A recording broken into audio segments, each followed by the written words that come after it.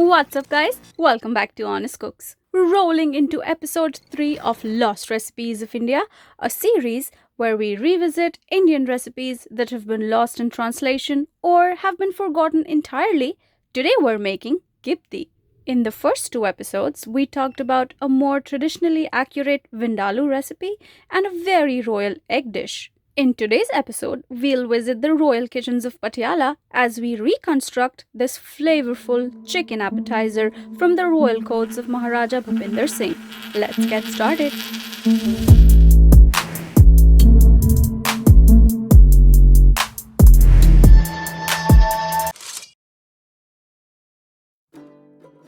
The base of this dish uses hung curd or Greek yogurt, and the only difference between that and regular yogurt is the water content. If you say it like that one more time, I'm gonna drown you. Yogurt.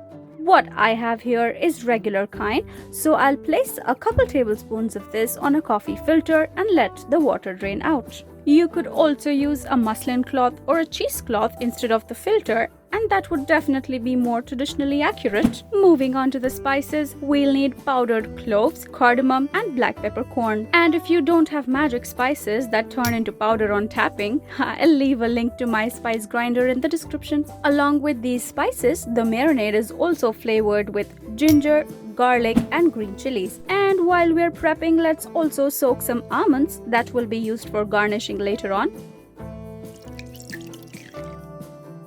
And thinly slice the red onion. Written recipe and exact measurements are available on our newly launched website, honestcookskitchen.com.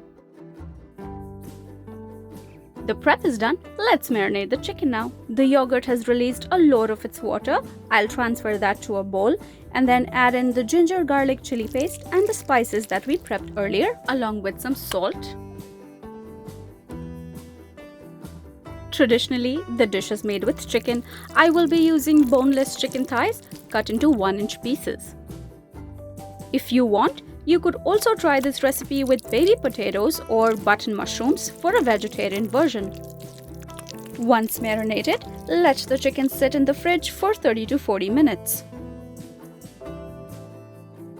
In the meantime, let's peel and chop the almonds that we soaked earlier so that we can use it for garnish later on. My chicken's been marinating for about 40 minutes now. Let's start cooking. Once the pan is hot, add in the clarified butter or oil. But before we start cooking the chicken in this, we'll first very lightly fry the almonds to get rid of the rawness. Once the almonds are ready, take them out and time to roast the chicken. And in the same pan, add in your chicken and spread it out so that it browns evenly.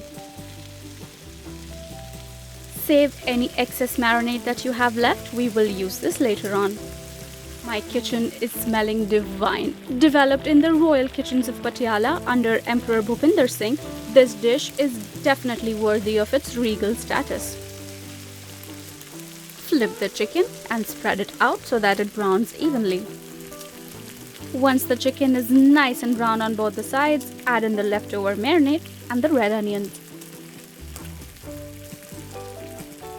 When your onions have melted into the chicken, add in red chili powder and coriander powder and mix everything really well.